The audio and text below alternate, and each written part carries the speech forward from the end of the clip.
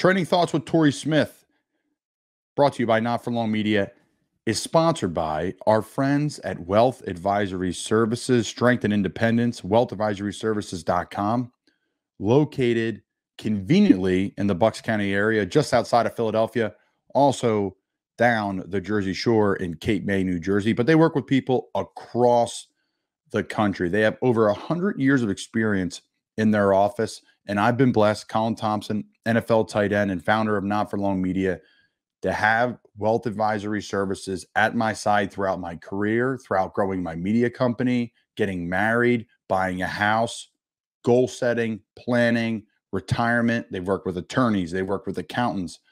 They create a comprehensive wealth management plan designed to make the best of whatever your wealth may look like. Check them out at wealthadvisoryservices.com. If you don't know Paul, Dave, and their team, you should. wealthadvisoryservices.com. Torrey Smith with a second effort. Torrey Smith is in for an Eagles touchdown. Smith, touchdown.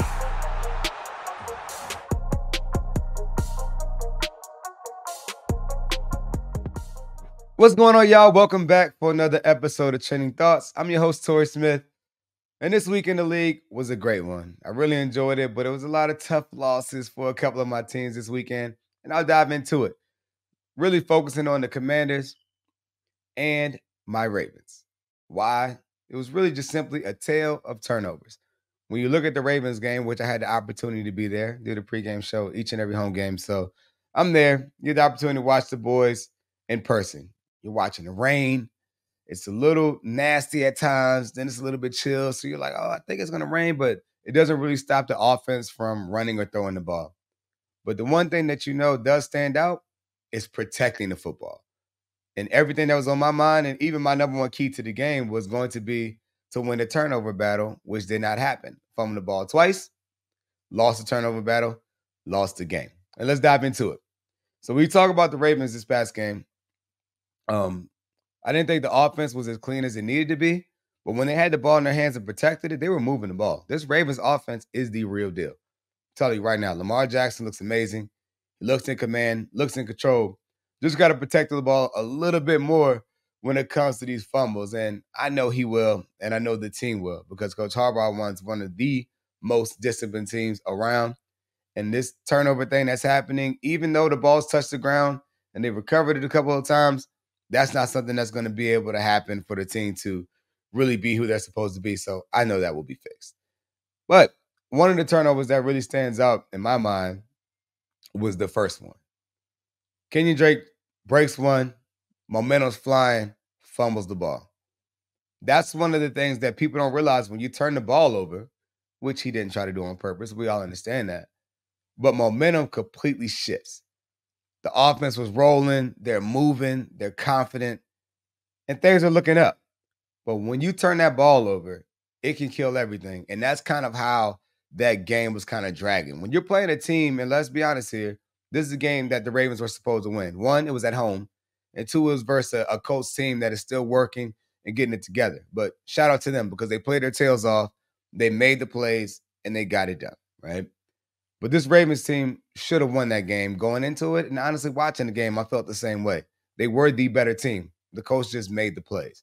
And when you go and you think about that fumble there and what it means momentum-wise, that's everything that a team that's on the road needs. You have a big play, you give it back to them. Now their offense is feeling really good about themselves, right? Defense got us the ball back, right? That's one more possession that we wouldn't have had. And the defense is feeling good, like, hey, we finally stopped this offense, right? They have Lamar Jackson over there. That is not an easy task. And when you lose momentum like that, that hurts. And I feel like the team never truly rallied from that all the way. Even though points were put up, right? I just feel like they never truly rallied from that. And that's even being up 7-0, going into the second quarter. When we talk about that turnover there and Lamar's turnover, the reason why Lamar's was so big was where he turned the ball over. Kenyon's felt like more of a punt. It was on the opposite side of the field. They still had to work. But Lamar turned it over in their own red zone. So now you're already in position to give up 3 points. and their kicker was lights out, right? 4 kicks over 50 yards. NFL record, he was balling. But that gave them 3 points. And you're talking about a game that went to overtime. And so when you talk about protecting the ball and capitalizing on it, Ravens didn't protect the ball, Colts capitalized on it. That's just simply how it works. And when you're playing against a team where you may be a better team, that's when that momentum and everything kind of comes into play. So it's a tough one for the Ravens. I think you could point to so many different things and why the game went wrong. And I would simply just say protecting the ball, right? It's really simple to me.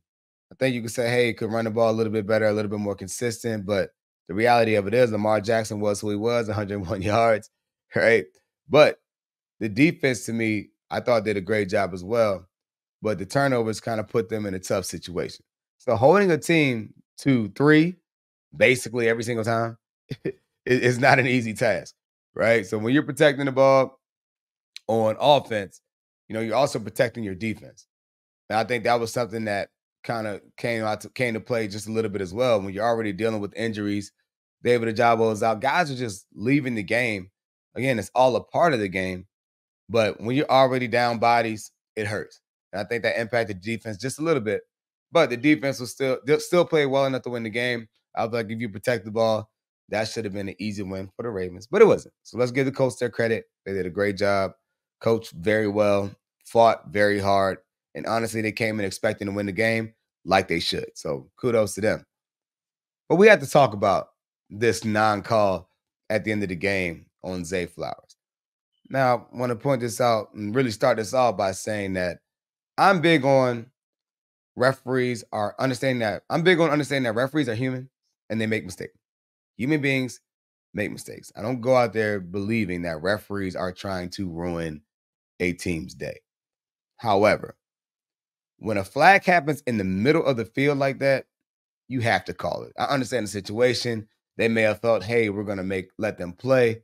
But to me, a flag is a flag regardless of when it's called in the game, from the first quarter to the last play of the game. And for a play like that to happen in the middle of the field, and for a flag to not be thrown, I think that's unacceptable, right? It'll be a situation where Coach Harbaugh will get a letter in the mail and they'll say, hey, we missed this call. Well, who cares about that because it impacted the game and the game is already lost. You win the game, it's not a big deal. You lose the game, it's a problem. And to me, that call they should have thrown that flag, right? I think that impacted the game. The offense was moving, and you get Justin Tucker a little bit closer. I like to feel like Tuck's going to drill it. I mean, he almost drilled a 61-yarder in those conditions, lined up perfectly, just got under it a little bit too much, right? Tuck's the greatest kicker of all time. I'd like to feel like if Tuck had another shot with a little bit less room to go, I would like to think he would drill that kick, right? So that hurt the team. On the flip side of that, when you turn the ball over where they did, right, because they didn't call the flag, now the other team has a short field, which they took full advantage of like they're supposed to. So you got to give credit where it's due, but I cannot just slide by and not feel and really speak on how I feel about the refs in that situation. The refs have to make that call. Again, doesn't matter if it's the first quarter or the fourth quarter. Pass interference is pass interference, right? And if the receiver is not going to have a chance, which Zay didn't, the linebacker hooked him, right? Great play by the linebacker to try to stop him, which he did. But at the end of the day, that was an obvious hook, and you had to call that. And again, am I going to be the fan that sits here and tell you, hey, that's the reason why they lost? No. You win a turnover battle, you probably win this game, right? But in that situation, I do believe that kept the team from going and closing it out in that moment based on momentum, based on having Justin Tucker and everything that I've seen him do in the past. But refs make mistakes, can't cry over it.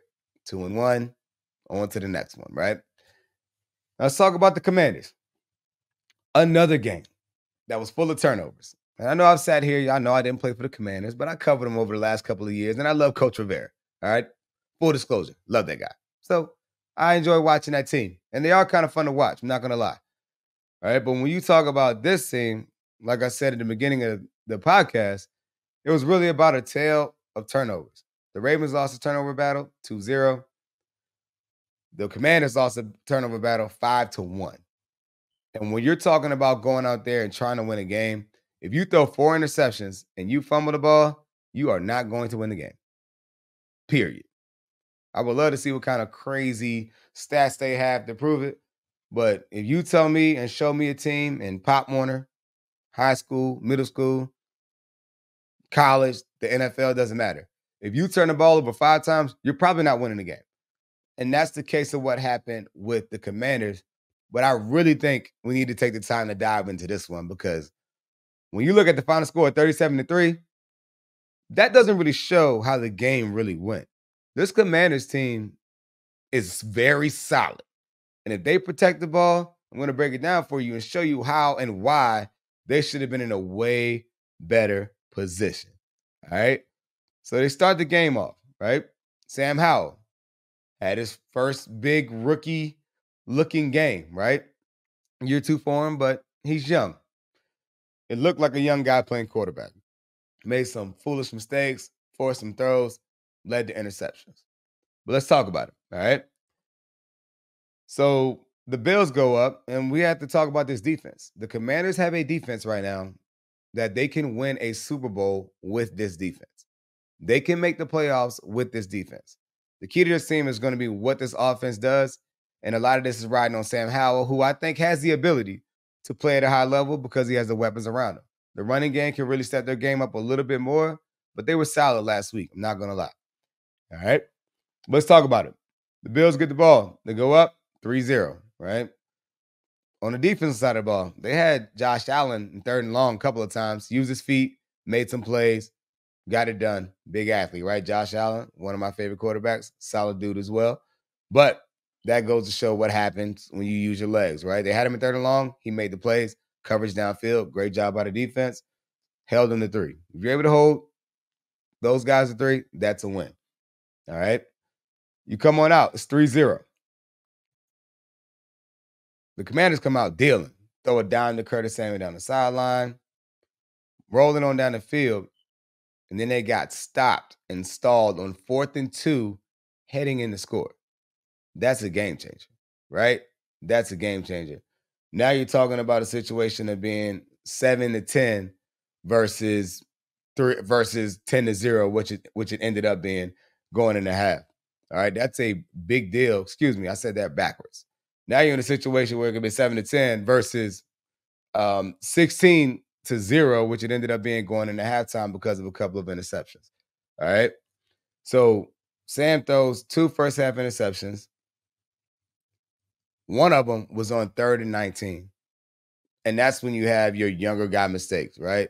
In 3rd and 19, the linebackers are sinking, right? They're trying to keep you from hitting those deep shots. Can you get them every once in a while? Hit a dig on the backside, hit a seam, sure.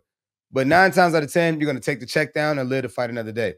That turnover led to points the very next play, right? So then when you go and you talk about the offense, they were moving, then they get an interception. Moving. Then they get another interception. Moving, Gibson fumbles the ball, right? So long story short, this game was 16-0 in the 4th quarter. In the 4th quarter, with multiple turnovers, including one at the 2-yard line, failing to score there. 16-0. Understanding that, the Commanders did not play as bad as the score shows. Just didn't protect the ball, right? And the majority of that falls on the quarterback. Tried to make some plays, made a couple of bad decisions, didn't protect the ball. Gibson fighting for extra yardage on the screenplay, got to know when to get down, fumble, in scoring position for him. That really opens the game up on the back end, 21-0, right? Or they go down, they score, 21-3 in the 4th quarter. And that's really the difference in the game. So to me, if you're a Commanders fan, I think it's easy to be upset, blame everybody, complain about things. But the reality of it is this team did play very well. You're watching it, they're blocking, they're running the ball, and they were moving the ball. Receivers are making plays. They were making plays. But if you throw 4 interceptions, you're not going to win. You fumble the ball, you're not going to win. So it's all about staying on the field.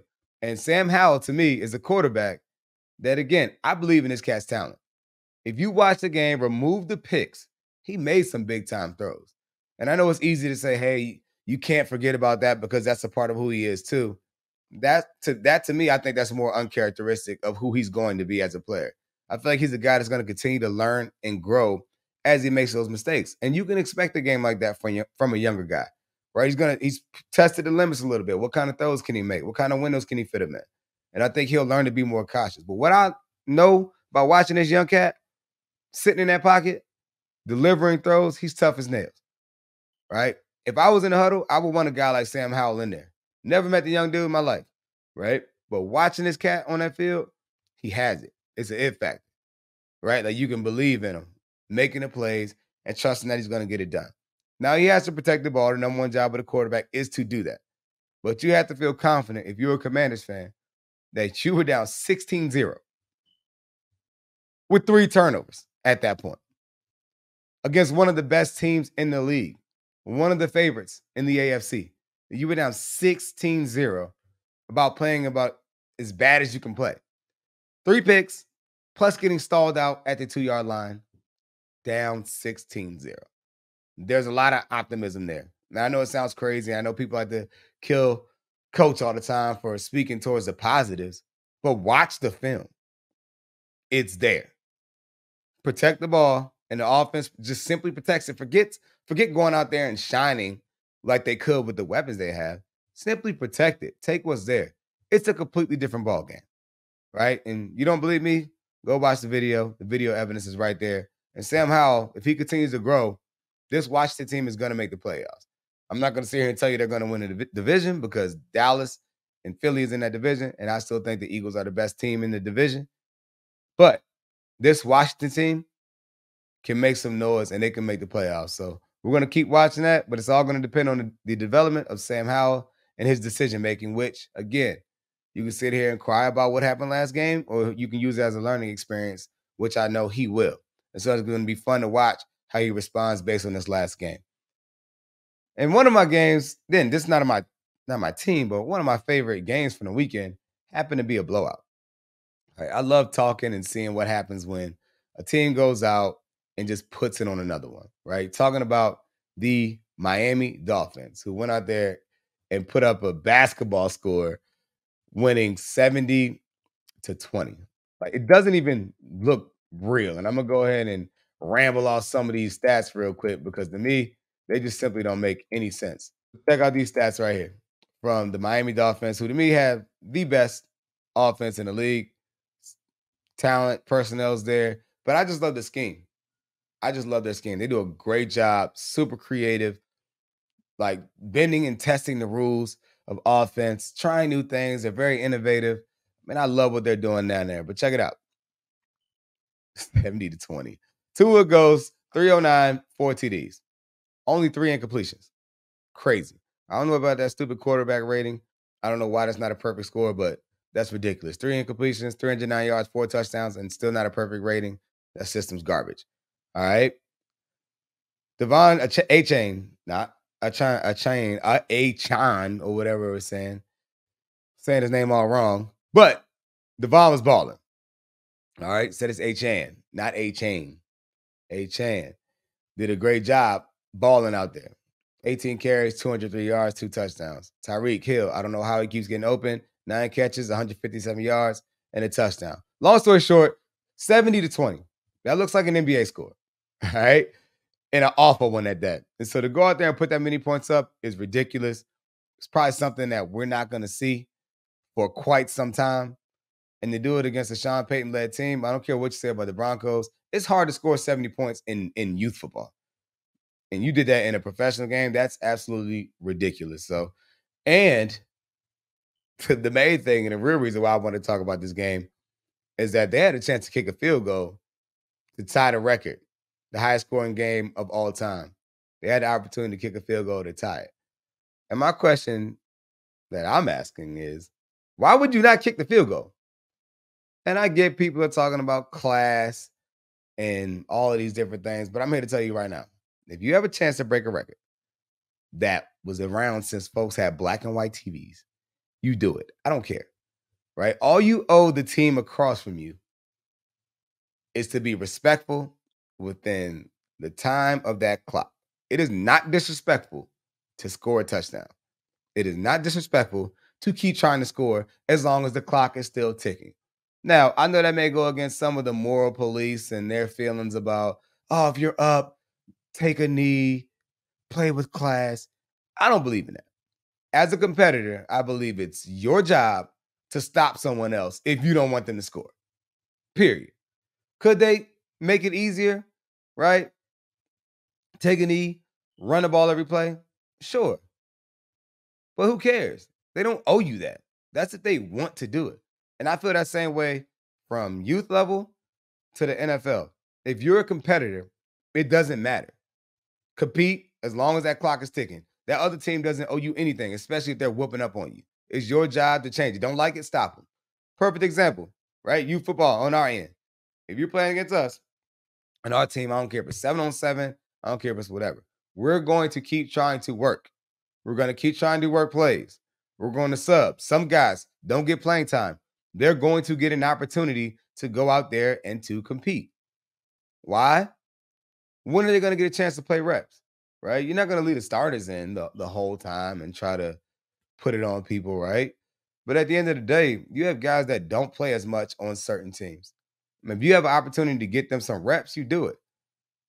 In our case, we played a game, youth football, a couple weeks ago. We were up on the team, and you want to run the ball. You want to run the ball just to get the game over. But we had that quarterback get a chance to get in the game that hadn't received as many reps as we would like him to get.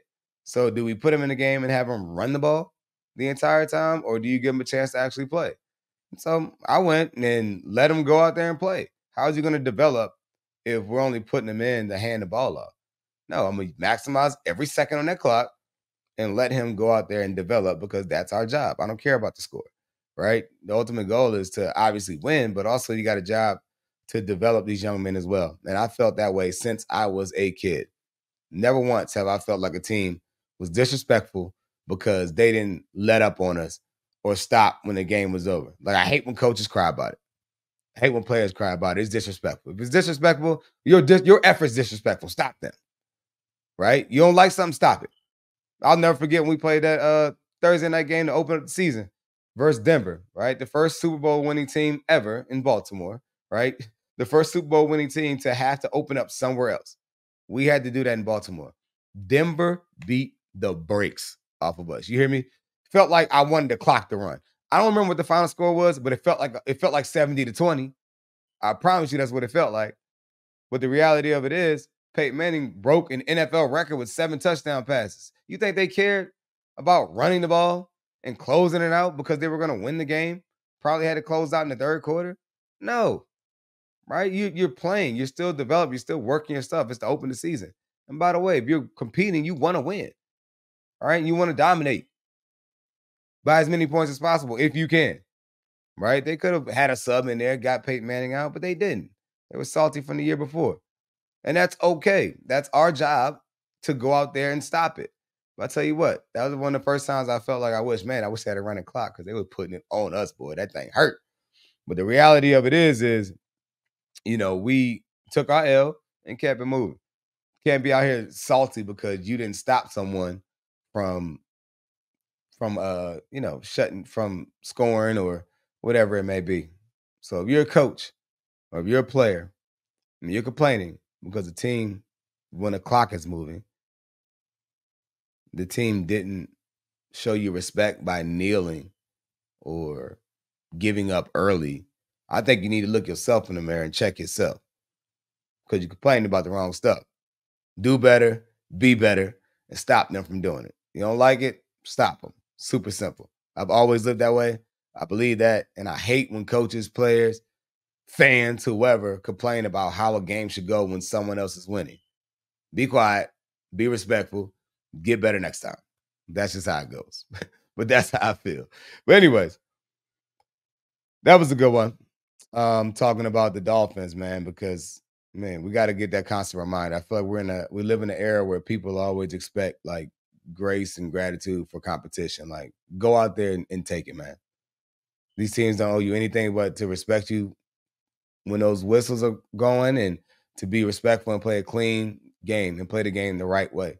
They don't owe it to you to let off on their beatdown from you, right? Period. So get that out your heart, get that out your mind. Let's talk about the Jets a little bit. It's not one of my teams, but it's something that I've been processing a little bit because I think we're watching a young man in Garrett Wilson who has the potential to be a star in his league at receiver. Watching him kind of go through some struggles a little bit because the offense is struggling. Right? Imagine being Garrett Wilson going this entire season, offseason, thinking that you're going to play with the greatest quarterback to ever play the game in Aaron Rodgers. And yes, I said it.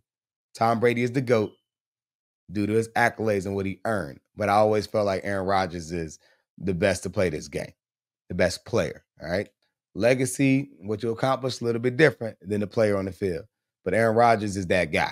All right. When you think you're playing with him, he gets hurt. And now you're back with your old buddy, Zach Wilson, and things aren't going well yet. Doesn't mean it's over. It's not going well yet. And these things that you had in your mind about your performance and the next step are moving a little bit slower than you thought. That's a tough place to be in as a receiver, because as your goal is to help your team as much as possible. But that quarterback receiver relationship is real, and you got to have it, right? And that quarterback relationship really goes beyond the receivers. It's about the offensive core as a whole. The guys, when they're looking in that huddle, they have to believe that the man in that huddle is going to help lead them to a better place, right? Lead them to victory, regardless of how well they play, regardless of what the situation looks like. You have to believe in that guy that you have in the huddle. And that's a tough place to be. And I've been there as a player, myself, with receiver cores and wondering, if the guy we have in the huddle is going to be able to get it done for us, right? And that's a tough place for a lot of players. And people just don't talk about it enough because it's your job to protect your players, right? If your quarterback, regardless of what he's doing, it's your job to protect them, especially publicly. But when you have these conversations in the locker room, you have to wonder sometimes, like, man, like, can we get it done with them? And that's not the best place to be as a team when you start to have those conversations. Because the teams that I've been a part of that we had those conversations, we stunk. Period. Awful. At every level, college and in the league. All right. And so if there's any doubt on that guy there, most of the time it doesn't really have that much to, I guess it does. It has a lot to do with talent, but more than that, it really has a lot to do with trust and relationship. Because when you as a quarterback or as your team, when you have a great relationship with your quarterback and you trust that your quarterback's all in, he's bought in, he's selfless, he's approachable, he's all these things, that guy can kind of go out there and do whatever, and you're going to feel like, man, the next week, we're ready to roll. And that's how it was with Joe Flacco when I was in Baltimore, Carson and Nick, obviously, in Philly. It helps when you have great wins. And also, I'd say Cam Newton as well. The only time there were ever really challenges quarterback in my career were in the league, were probably in San Francisco. But I think there's a difference when there's belief in everybody in there. You know what I mean? And that's something that I think is developed and that trust is built over time. And sometimes you're in situations where when you don't trust it, when you don't believe it, it shows up, right?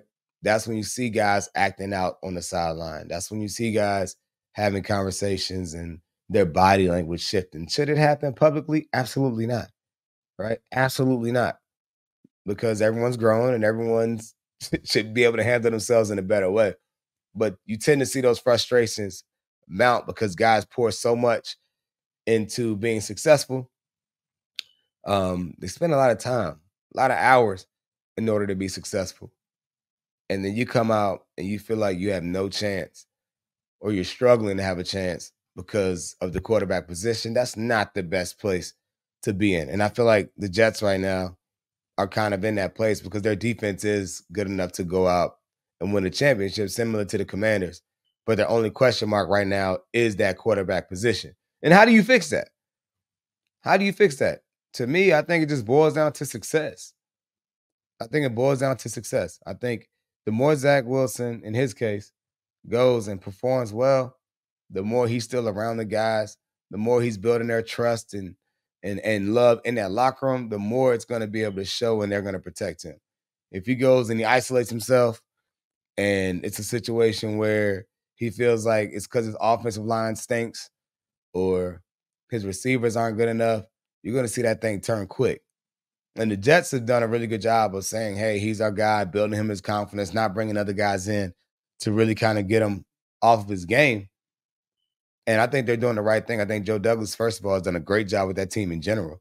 But if that continues and you see them keeping other guys away, that's because everything is okay and people are working towards it. They're fine working towards it. The minute you see that change, it's because of his performance. It's because the guys in the locker room don't believe anymore. And that's an awful place to be. You can't be there. You're not going to win any games. Period. Been there, saw it. Saw it in San Francisco. It's not going to happen. All right? So for them, they got to go get it done. Hopefully for Zach Wilson, he has a lot of talent. I think he can go out there and get it done as a player. He has a lot of potential, right? It's just about going out there and getting it done. And potential is a word that everyone likes to use. But at the end of the day, it's about what you do on that field. And he goes out there, if he has a couple of good games, gets some success, get his confidence back, he's going to be good to go. Same thing for that offensive line, right? Keep developing that relationship with that offensive line. They go, they perform well. Things are going to change. And just because something's awful now doesn't mean it's going to be awful later. And that's important for, fans to remember that, and the guys in the locker room for sure to remember that, because things can stink now, but it can always look up, if you go out there and get it done, especially when you have a defense that's balling like that. But that's it for this week. Football was awesome. Looking forward to another great week of ball. On our end, we have ball ourselves. Big week with the Jags, a little homecoming. So spent a lot of time with the organization and other teams, watching them, supporting them this weekend. So looking forward to that myself. Again, y'all can go ahead and start shooting some messages too about some topics y'all want to cover. I'd love to hear it, see what we can do. And, y'all enjoy this weekend. We'll get back at it next week. Trending Thoughts, I'm out.